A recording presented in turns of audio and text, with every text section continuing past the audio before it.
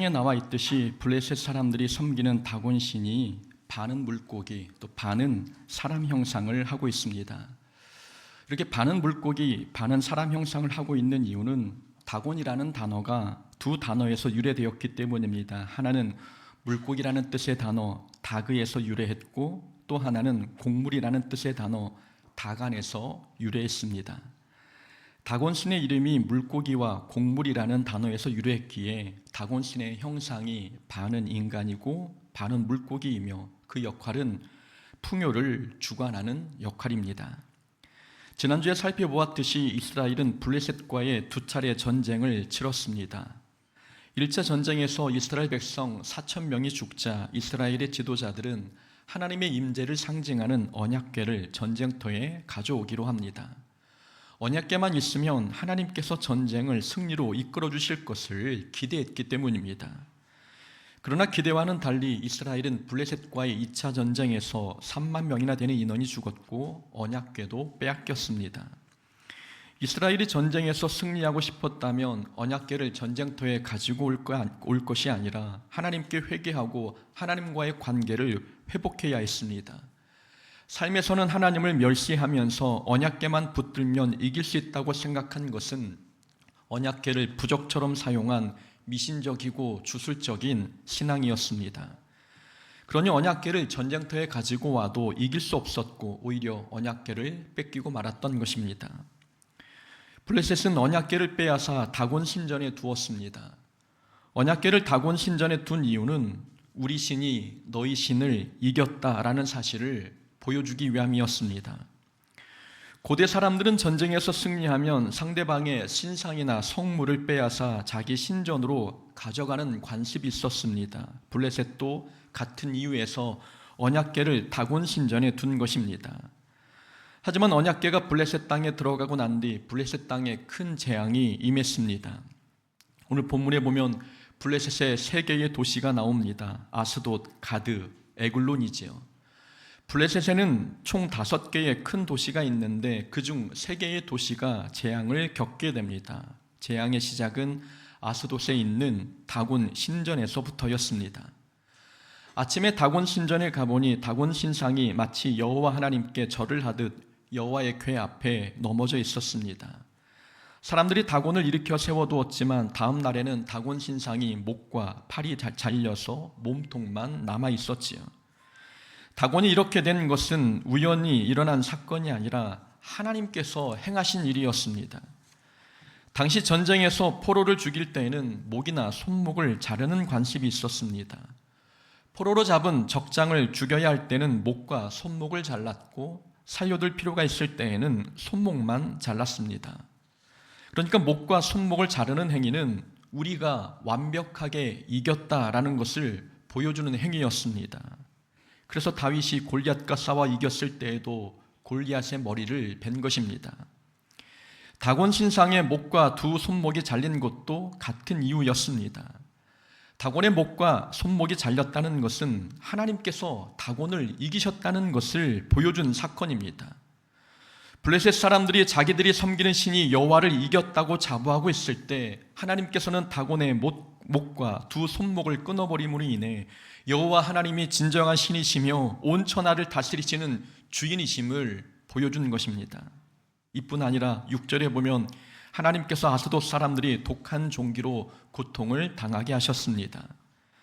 처음에 다곤 신상이 넘어졌을 때에는 우연이겠거니 생각했습니다. 하지만 좋지 않은 일이 여러 번 반복되니 그 다곤 신상의 목이 잘리고 아스돗 사람들이 종기로 고통을 당하는 일이 일어나니 이 사건은 우연이 아니라 하나님이 행하신 일이라고 생각했습니다.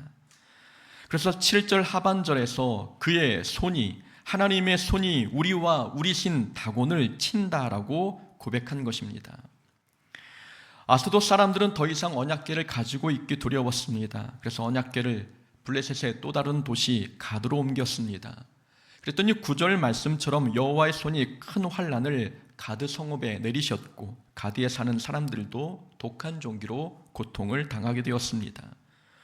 언약궤는 이제 가드에서 에그론으로 보내졌습니다. 이번에는 에그론 사람들이 자신들을 죽이려고 언약궤를 보내느냐며 울부짖었고 그래서 블레셋 방백들이 모여 의논한 결과 언약궤를 원래 있던 자리 곧 이스라엘로 다시 돌려보내기로 합니다.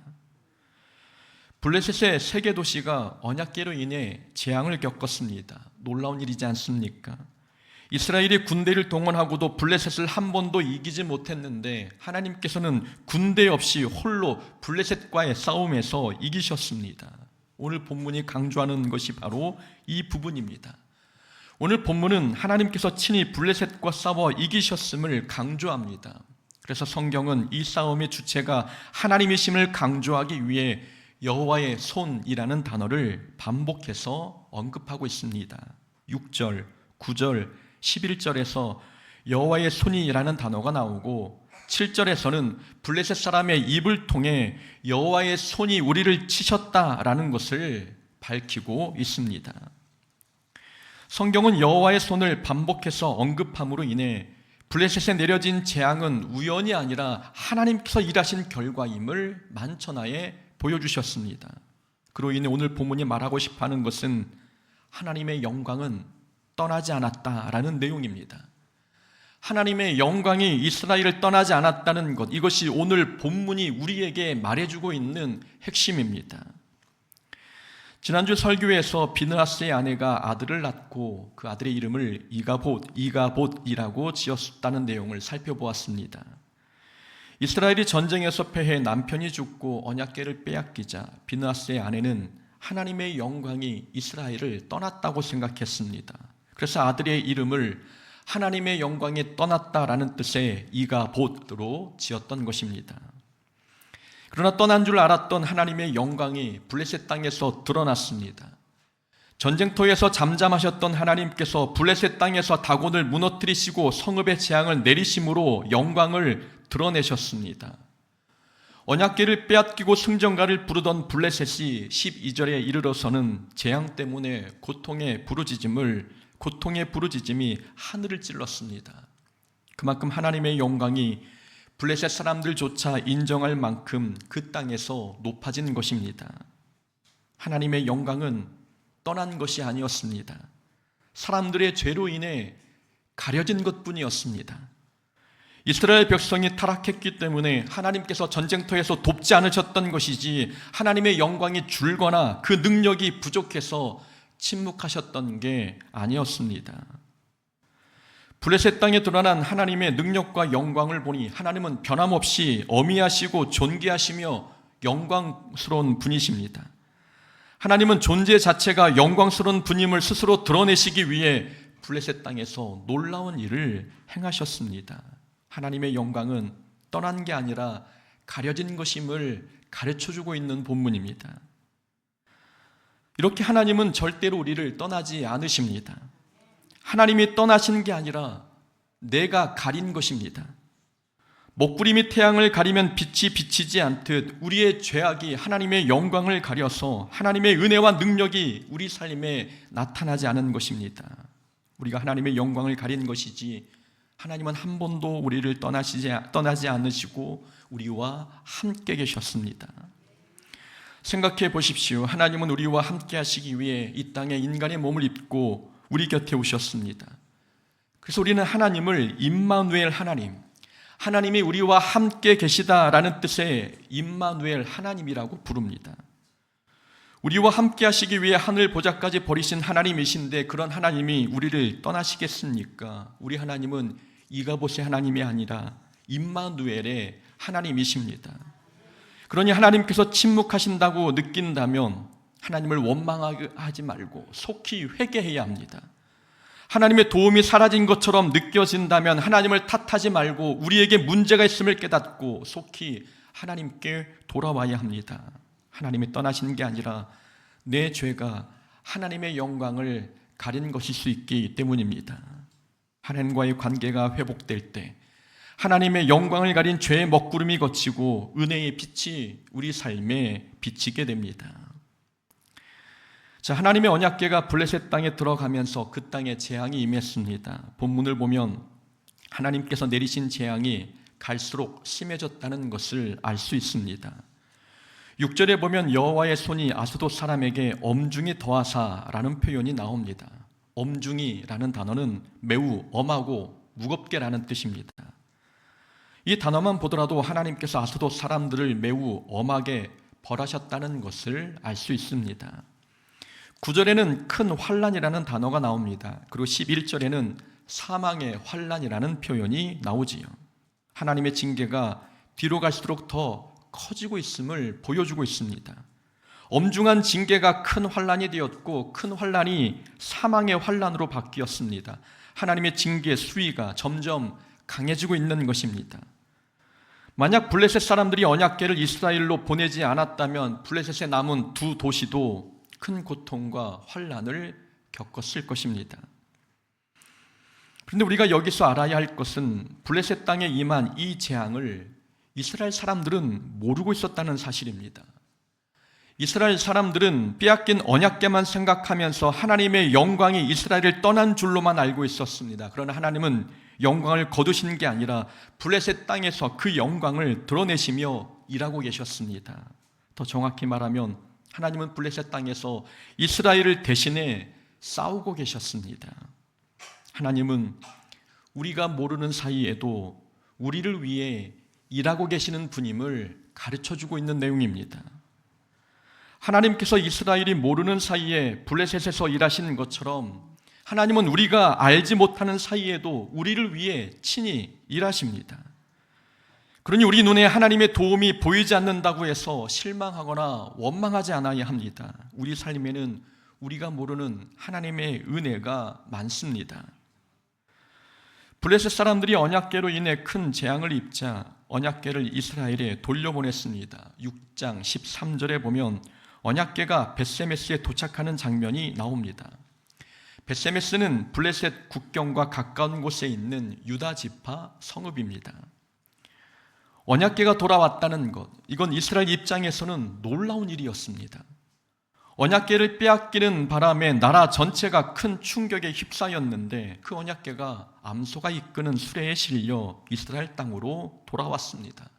어떻게 된 영문인지는 몰라도 이스라엘은 언약궤가 돌아왔다는 사실로 인해 크게 기뻐했습니다.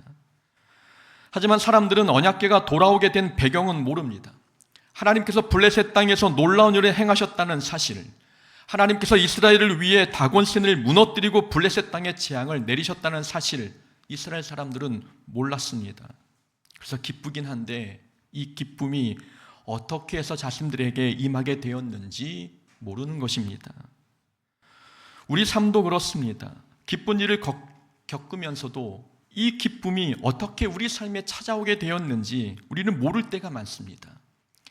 나는 아무것도 한 게 없는데 마음을 힘들게 했던 문제가 갑자기 해결될 때가 있지 않습니까? 우리가 알지 못하는 사이에 하나님께서 우리를 위해 일하신 것입니다. 하나님은 우리가 알지 못하는 사이에도 우리를 위해 일하십니다. 우리가 하나님을 향해 기도응답이 없다고 불평할 때에도 하나님은 우리를 위해 일하시고, 환난 가운데 우리를 건져주지 않는다고 원망할 때에도 하나님은 우리를 위해 일하십니다. 우리 눈에 보이지 않았을 뿐이지 하나님은 우리에게 가장 좋은 결과를 주시기 위해 언제나 우리를 위해 일하고 계십니다. 그래서 우리가 매일 삶에서 출처를 알 수 없는 기쁨과 발원지를 알 수 없는 행복을 날마다 경험하고 있는 것입니다. 룻이 고향을 떠나 시어머니와 함께 베들레헴으로 왔습니다. 룻은 베들레헴에서 생계를 이어가기 위해 추수하는 밭에서 이삭을 주었습니다. 보아스가 그 모습을 보고 일꾼들을 시켜 곡식 다발에서 일부러 이삭을 한 줌씩 떨어뜨리도록 명령했습니다. 룻은 보아스가 자기를 위해 행한 일을 알지 못했습니다. 왜 땅에 이삭이 많이 떨어져 있는지, 어떻게 해서 본인이 남들보다 더 많은 이삭을 주었는지 룻은 그 뒷배경을 알지 못합니다. 우리가 삶에서 만나는 모든 기쁜 일들이 이렇습니다. 우리는 어떻게 해서 좋은 일이 우리를 찾아왔는지 원인을 모릅니다. 운이 좋아서 내가 열심히 해서 좋은 일이 일어나는 줄 알았는데 사실 하나님께서 보이지 않는 곳에서 우리가 인지하지 못하는 상황 속에서 우리를 위해 일하셨던 것입니다. 보아스가 몰래 이삭을 떨어뜨려 준 것처럼 우리 삶에는 우리가 모르는 하나님의 은혜가 많이 있음을 보여준 사건입니다. 나일강에 버려진 아들 모세가 다시 어머니 품에 돌아온 사건, 요셉이 노예에서 애굽의 총리가 된 사건, 다윗이 던진 물맷돌이 단번에 골리앗의 머리에 박힌 사건, 모두 우연처럼 보이지만 하나님께서 우리가 인지하지 못하는 사이에 우리를 위해 일하신 결과들입니다. 이렇게 하나님은 우리를 위해 놀라운 일을 행하십니다. 우리는 보이지 않아도, 우리가 몰라도 하나님은 지금도 끊임없이 우리를 위해 일하십니다. 그럼 우리는 절망적인 상황에 부딪혀도 기도를 포기하지 않아야 합니다. 우리 눈에는 아무런 변화가 없는 것 같아도, 내 기도가 응답되지 않는 것 같아도 하나님께서는 보이지 않는 곳에서 끊임없이 우리를 위해 일하고 계십니다. 그러니 우리는 하나님이 일하시는 결과를 바라보면서 늘 감사하고 하나님께 영광 올려드려야 합니다. 이 기쁨의 출처가 어떻게 우리에게 다가왔는지 몰라도 좋은 결과를 얻었다면 보이지 않는 곳에서 하나님께서 나를 위해 일하신 결과임을 깨닫고 늘 하나님께 감사하며 영광을 올려드려야 합니다. 오늘 본문의 내용을 보면 사장의 내용과 대조를 이루고 있다는 것을 알 수 있습니다. 사장에서 이스라엘 군대는 블레셋과의 전쟁에서 패배했습니다. 그러나 오늘 5장에서는 하나님께서 승리한 모습을 보여주고 계십니다. 이스라엘은 패배했지만 하나님은 승리하셨다는 것. 여기서 우리는 사람은 실패해도 하나님은 승리하신다는 것을 깨닫게 합니다. 사람은 실패해도 하나님은 승리하십니다. 이 말을 바꿔서 말하면 사람의 실패가 하나님의 실패를 의미하는 것은 아니라는 뜻입니다. 그러니 그리스도인이 실패했다고 해서 하나님이 마치 무능한 것처럼 하나님을 향해 불평하거나 실망하지 않아야 합니다. 사람은 완벽한 존재가 아니어서 넘어질 수 있어도 하나님은 완전하시고 전능하신 분이라 실수도 실패도 하지 않으십니다. 블레셋과의 전쟁이 벌어졌을 때 그 전쟁터에 제사장들도 참여했습니다. 영적 리더들도 전쟁에 참전했는데 결과는 패배했지요. 하나님을 섬기는 영적 지도자들이 패배했다는 것은 인간적인 시선으로 보면 실망스러운 결과이고 하나님을 향해서도 불평할 만한 일이었습니다. 하지만 이스라엘이 전쟁에서 패배한 것은 하나님이 무능해서가 아니었습니다. 이 패배는 하나님께서 이스라엘 백성들로 하여금 죄를 깨닫게 하고 하나님께 돌아오도록 하기 위한 잠깐의 고난을 하나님이 허락하신 것이었습니다. 이 전쟁의 전체적인 결과를 한번 보십시오. 비록 이스라엘이 전쟁에서 패배했지만 하나님께서는 블레셋 땅에 재앙을 내리심으로 인해 전쟁의 결과를 역전하셨습니다. 사람의 실패한 것까지 만회하신 것입니다. 그리고 이 언약궤를 다시 이스라엘로 돌아오게 하심으로 인해 이스라엘이 하나님의 보호 아래에 있게 하셨습니다. 사람은 실패해도 하나님은 절대 실패하지 않는 분임을 보여주고 있는 장면입니다. 그러니 그리스도인이 실패했다고 해서 하나님이 무능한 것처럼 하나님을 떠나지 않아야 합니다. 사람의 실패가 하나님의 실패를 의미하는 것이 아니기 때문입니다. 다윗이 밧세바를 범한 뒤에 나단 선지자로부터 책망을 들었습니다. 나단 선지자가 다윗을 책망하며 이렇게 이야기합니다. 이 일로 말미암아 여호와의 원수가 크게 비방할 기회를 얻게 하였으니. 이 말씀은 다윗의 범죄로 인해 이방 사람들이 여호와를 경멸할 빌미를 얻었다는 뜻입니다. 다윗의 실패가 하나님의 실패를 의미하는 게 아닌데 세상 사람들은 다윗의 실패를 보고 하나님까지 조롱한 것입니다. 이렇게 세상 사람들은 믿는 자가 넘어지면 하나님까지 조롱합니다. 사람이 실수했다고 해서 하나님의 구원의 능력이 줄거나 하나님의 거룩함에 흠집이 나는 것도 아닌데 사람들은 교회 다니는 사람이 실수하면 하나님까지 문제가 있는 것처럼 조롱하며 교회를 떠나버립니다.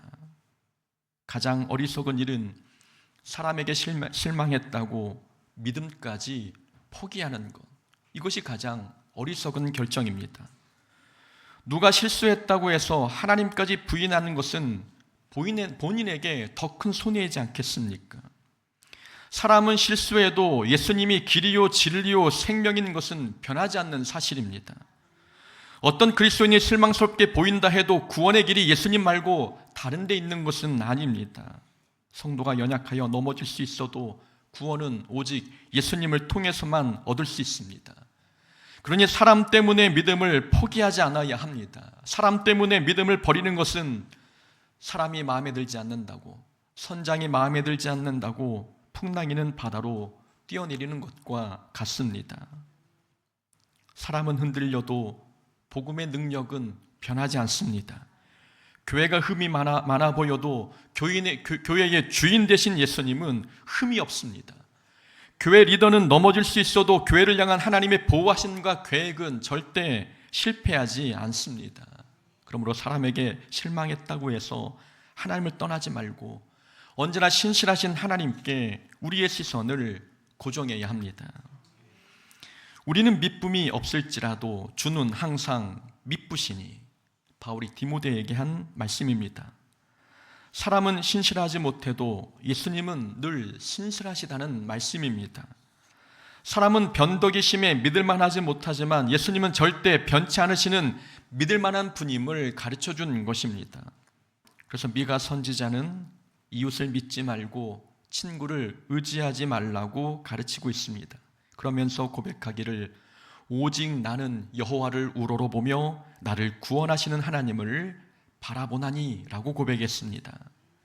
사람을 신뢰하지 않고 하나님을 신뢰하겠다는 미가 선지자의 다짐입니다.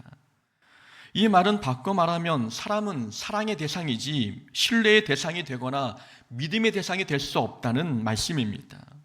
사람은 사랑의 대상은 되어도 믿음의 대상은 될 수 없습니다. 믿음의 대상은 오직 전능하신 하나님뿐이시고 사람은 우리가 그 허물을 덮어줘야 할 사랑의 대상입니다.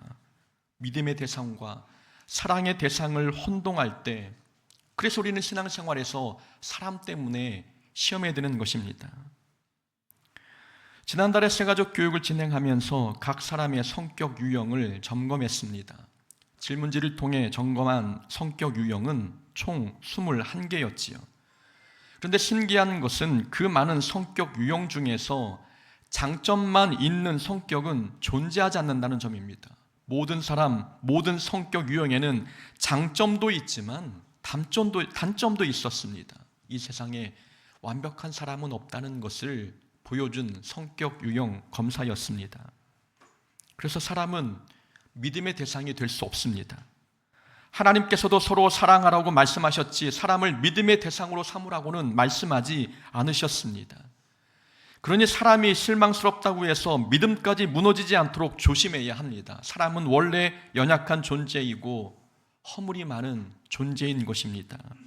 그러니 누군가 넘어지고 실수했다면 그 모습을 보고 시험에 들 게 아니라 그 허물을 덮어주고 사랑하고 그 마음을 헤아려 주어야 합니다. 사람 때문에 믿음 잃지 않고 언제나 우리를 위해 일하시는 전능하신 하나님만 붙드는 자가 될 수 있기를 바랍니다. 오늘 본문을 다시 보면 하나님께서 블레셋의 우상을 멸하시고 블레셋의 도시에 재앙을 내리셨습니다. 특이한 점은 오늘 본문에서는 하나님이 사람의 손을 빌리지 않으시고 혼자 일하셨다는 점입니다. 하나님은 도구 없이도 혼자 일하시는 분이십니다.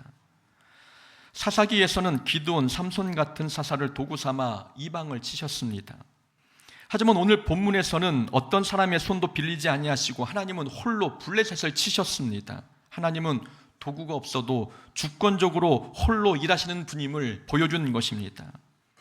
우리는 여기서 두 가지를 기억해야 합니다. 하나님은 혼자서도 일하실 수 있는 분이시니 우리가 하나님의 일꾼으로 쓰임 받는다고 해서 교만하지 않아야 합니다. 그리고 또 하나는 하나님은 홀로 일하신다고 해서 하나님의 일에 대하여 방관하지도 않아야 합니다. 하나님은 우리가 아니어도 스스로 일하실 수 있는 분이십니다. 그럼에도 우리를 도구 삼아 일하시는 이유는 우리에게 복을 주시기 위함입니다. 우리가 아니면 안 돼서, 내가 아니면 하나님의 일에 큰 차질이 생겨서 우리를 도구 삼으신 게 아닙니다. 하나님 우리에게 복을 주시기 위해 부족한 우리를 도구 삼은 것입니다. 그러니 하나님의 일꾼으로 쓰임받고 있다고 해서 자랑하거나 교만하지 말아야 합니다. 하나님께서 기드온을 통해 미디안 족속을 물리치셨을 때 그때 사용한 무기는 횃불과 항아리였습니다. 하나님께서는 무기 같지 않은 무기를 가지고 이기셨습니다. 이것은 달리 말하면 하나님은 아무것도 없어도 능히 이길 수 있는 분임을 보여주는 겁니다. 무기 같지 않은 무기로 이기셨다는 것은 하나님은 아무것도 없어도 능히 이기는 전능하신 분임을 보여주는 것입니다. 굳이 기드온이 아니어도 하나님은 다른 방법을 통해서도 충분히 이길 수 있는 분임을 말씀하고 있는 것이지요. 그러니 기드온이 승리하고도 교만할 수 없었습니다. 그 승리는 자기가 이룬 승리가 아니라 하나님께서 하신 결과였기 때문입니다. 그러나 사람들은 착각합니다. 횃불과 항아리로 좋은 결과를 얻으면 마치 자기가 한 것처럼 자기를 높입니다. 횃불과 항아리는 기드온의 능력을 보여주는 도구가 아니라 하나님의 능력을 보여주는 도구입니다. 하나님은 능력이 많아서, 기드온이 능력이 많아서 약한 무기를 쥐어주시는 게 아니라 기드온이 자기가 한 것처럼 착각할까 봐, 하나님께서 행하신 일임에도 불구하고 자기가 한 것처럼 착각할까 봐 약한 무기를 들려주시는 것입니다. 하나님의 능력을 드러내기 위함이었던 거죠. 그래서 하나님께서는 사사기에서 이렇게 말씀하십니다. 이스라엘이 스스로 자랑하지 못하게 하려 함이라. 이것이 약한 사람을 통해, 약한 무기를 통해 일하신 하나님의 의도였습니다. 고린도 후서에서도 말씀하기를 우리가 이 보배를 질그릇에 가졌으니 이는 심히 큰 능력은 하나님께 있고, 큰 능력은 하나님께 있고 우리에게 있지 아니함을 알게 하려 함이라 라고 말씀합니다. 하나님께서 질그릇인 우리를 사용하시는 이유는 우리 힘으로 일한 게 아님을 깨닫게 하기 위함입니다. 그러니 하나님께서 우리를 통해 일하셨다면 그건 자랑할 일이 아니라 감사할 일이고 교만할 문제가 아니라 더욱 겸손해야 할 상황인 것입니다. 또한 하나님께서 홀로 일하신다고 해서 하나님의 일에 방관자가 되지 않아야 합니다. 5장에서는 하나님은 홀로 일하셨지만 7장에서는 회개한 백성을 통해 일하셨습니다. 하나님은 아무것도 없어도 능히 일하실 수 있는 분이시지만 거룩하게 준비된 사람을 통해서도 일하십니다. 그러므로 우리는 우리가 할 수 있는 일을 보고도 가만히 있지 않아야 합니다. 하나님께 쓰임받기 위해, 하나님의 도구가 되기 위해 우리 자신을 준비시키고 훈련시켜야 합니다. 하나님께서 알아서 하신다고, 하나님께서 알아서 하신다는 생각에 우리가 아무것도 하지 않는다는 것은, 이것은 믿음이 아니라 게으름입니다. 아무것도 하지 않고 기도만 하면 하나님께서 다 해결해 주십니까? 물론 하나님은 그렇게 하실 수 있는 능력의 하나님이십니다. 그러나 그보다 하나님께서는 우리가 직접 도구가 되어 하나님의 일을 하기를 원하십니다. 그렇게 해야 우리 믿음이 성장하고 우리 행위를 통해 하나님이 영광 받으시기 때문입니다. 그래서 하나님께서는 홀로 하실 수 있는 일도 부족한 우리를 도구 삼아 일하십니다. 그러니 우리는 하나님께서 사용하시는 그릇이 되기 위해 우리 자신을 깨끗하게 비워두어야 합니다. 하나님이 이렇게 도구 없이도 일하십니다. 그러므로 자랑하지 않아야 합니다. 동시에 하나님은 준비된 그릇을 기꺼이 사용하십니다. 그러므로 하나님의 일 앞에서 우리는 방관하지 않아야 합니다. 자랑 금지, 방관 금지, 이 두 가지 태도가 신앙생활에서 우리에게 필요한 믿음의 태도입니다.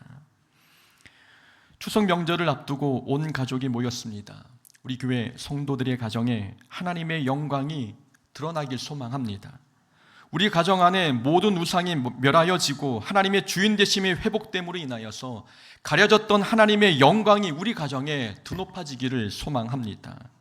보이지 않게 일하시는 하나님을 신뢰하는 가정, 사람 때문에 믿음을 잃지 않는 가정, 그리고 하나님의 도구로 쓰임받기 위해 자신을 거룩하게 가꾸는 가정, 이런 가정이 되어 날마다 은혜와 기쁨이 충만한 가정 되기를 주의 이름으로 축원합니다. 아멘.